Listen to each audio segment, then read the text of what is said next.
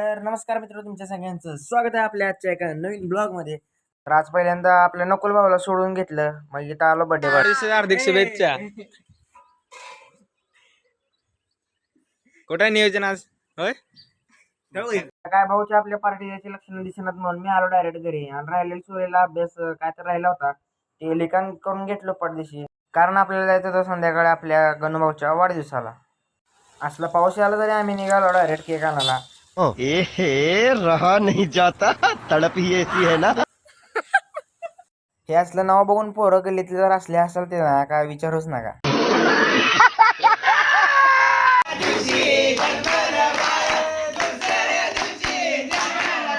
मला तर वाटत होतं मी असलं तर त्याने जन्मल्यासारखं म्हणालो, मार खातो काय वाटत होता, पण नाही. ते कसं माहितीये का, आज त्याचा वाढदिवस होता म्हणून त्याने काय बोलला नाही.